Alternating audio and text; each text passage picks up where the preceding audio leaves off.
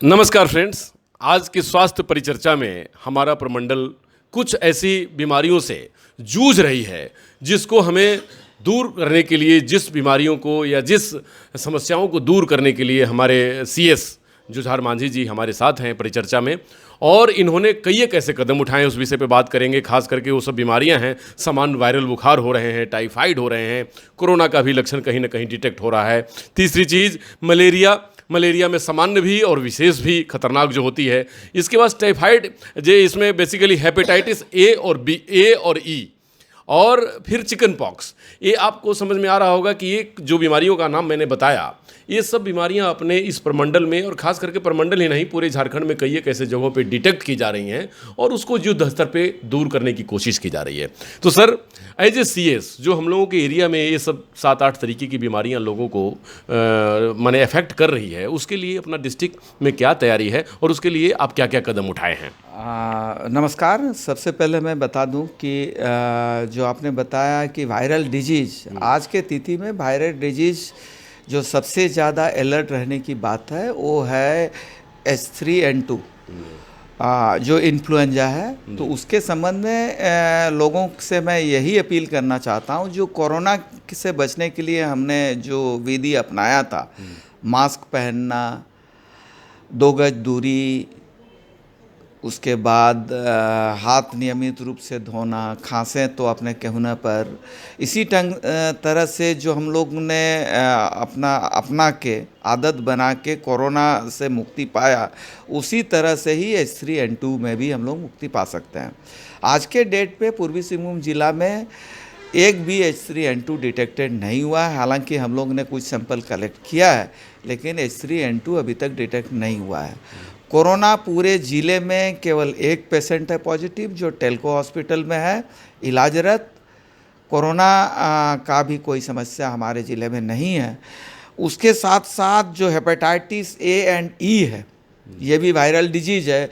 इसके लिए वैक्सीन हम लोग नियमित रूप से दे रहे हैं।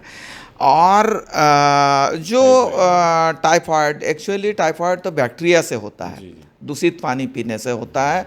तो उसके लिए हम लोग निरंतर प्रचार प्रसार और बचने के उपाय के लिए हम लोग कर रहे हैं।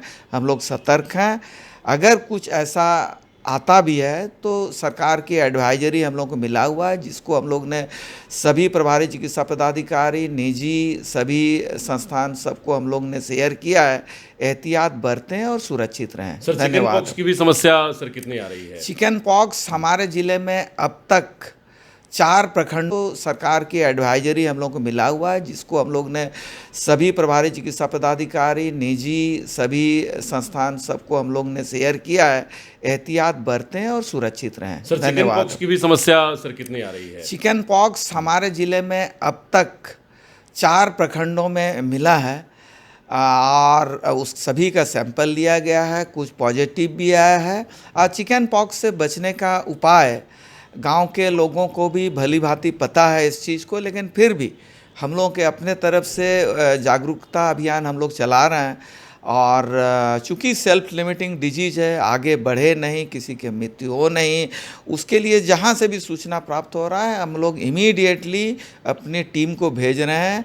और उसको जो पीड़ित हो चुके हैं उन कैसे आगे बढ़े नहीं, गंभीर नहीं हो, उसके लिए हम लोग उपचार कर रहे हैं। और जो पीड़ित नहीं हैं वो कैसे बचे रहें, उसका भी हम लोग काउंसलिंग करके बता रहे हैं। धन्यवाद। बहुत बहुत धन्यवाद सर।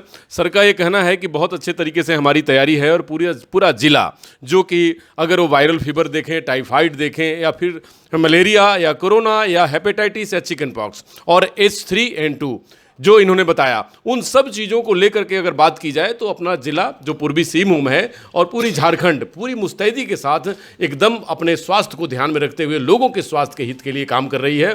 पब्लिक को परेशान नहीं होना, पैनिक नहीं होना, लेकिन पब्लिक को एहतियात बरतने की आवश्यकता है, और उस एहतियात बरतने में ही हमारी स्वास्थ्य की भलाई है। हमारा विभाग या स्वास्थ्य विभाग या पब्लिक दोनों मिलकर स्वास्थ्य की रक्षा करें, यही हमारी मेन उद्देश्य है। नमस्कार, डॉक्टर अनु शर्मा की तरफ से।